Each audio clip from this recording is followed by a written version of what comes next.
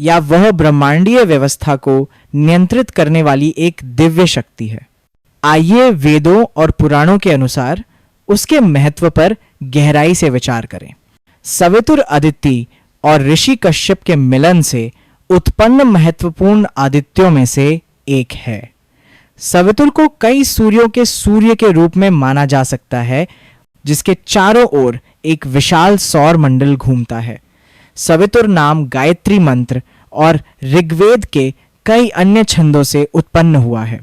यद्यपि उसकी विशेषताएं सूर्य से मिलती जुलती हैं, लेकिन वह हमारे सौर मंडल का सूर्य नहीं है, बल्कि इसके पीछे दिव्य प्रभाव और शक्ति है।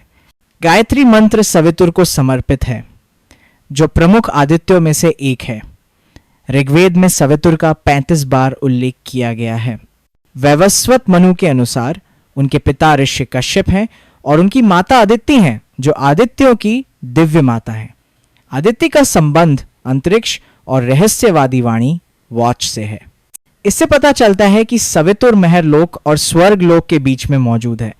महरलोक प्रजापतियों का निवास स्थान है, जबकि इसके ठीक नीचे सप्तर्षियों या उर्सा मेजर का क्षेत्र है, जहां ऋषि कश्यप सबसे चमकीले सितारों में से एक हैं।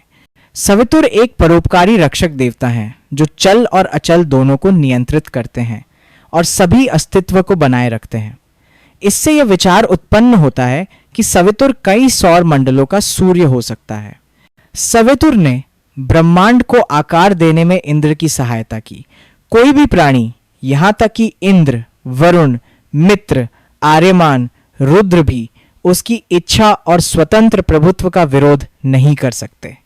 इससे पता चलता है कि सवितुर स्वर्ग लोक के ठीक ऊपर रहता है, या यह आकाश गंगा का केंद्र है। आदित्य क्या है? इसका क्या अर्थ है? आदित्य अदिति और कश्यप के 12 पुत्रों का समूह है। इनमें से सूर्य हमारे सौरमंडल के सूरज का प्रतिनिधित्व करते हैं। आदित्य चल और अचल धर्म को बनाए रखते हैं, यानी प्रकृति के नियमों और ब्रह्मांड की व्यवस्था को संतुलित करते हैं। सबसे पहले आइए आदित्य के बच्चों के बारे में जानें, जिन्हें आदित्य के नाम से जाना जाता है। इनमें आदर्श पुत्र राजा इंद्र, वरुण, पर्जन्य, मित्र, अंश, पूसन, धात्र, आर्यमान, सूर्य, सवितुर, भाग और वामन, विष्णु के अवतार, सभी की प्रशंसा समान, दिव्य और सृष्टि के देवता के रूप में की जाती है।